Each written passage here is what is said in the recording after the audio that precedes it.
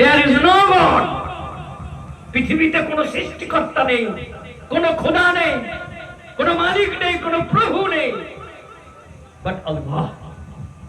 শুধু একজন, শুধু একজন, একজন ছাড়া কেউ নেই।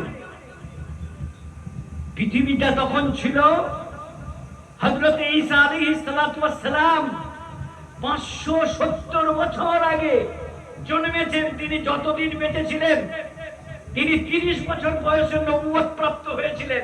হযরত ঈসা আলাইহিস সালাম, বাদবাকি পৃথিবীর সমস্ত নবীরা 40 বছর বয়সে নবুয়ত প্রাপ্ত হয়েছেন। উনি ব্যতিক্রমী ভাবে 30 বছর বয়সে নবুয়ত লাভ করেছিলেন। তাহলে 500 বছর পৃথিবীতে কোনো নবী আসেনি। খ্রিস্টান ধর্ম পৃথিবীর মুছে যাওয়ার পথে, আলেয়ার মতো টিমটিম করে আলো জ্বলছে। খ্রিস্টান ধর্মযাজক এবং মৌলবীরা, খ্রিস্টান ধর্মগুরুরা, তারা চরম বিভ্রান্তির শিকার ছিলেন।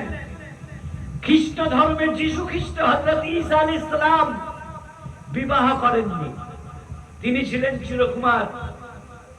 এটাই হলো ইতিহাসের প্রতিষ্ঠিত মত যে ঈসা নবী বিবাহ করেননি। যদিও একটি ব্যতিক্রম মত আছে, সেই মত অনুযায়ী হযরত ঈসা আলাইহিস সালাম বা যীশু খ্রিস্ট, তাকে যখন ক্রুশে ঝোলানো হয়, ফাঁসি কাঠে ঝোলানো হয়, তিনি তখন ফাঁকি দিয়ে চলে গেছিলেন। জিবরাইল ফেরেশতা তাকে ডানা ঝাপটা দিয়ে তুলে নিয়ে চলে গেছিল। তারপরে তিনি অন্য জায়গায় যে বেঁচে ছিলেন এবং তার একটা সন্তানও হয়েছিল। পৃথিবী বিখ্যাত বিজ্ঞানী আইনস্টাইন, এদের একটা ভ্রাতৃসংঘ ছিল গোপন।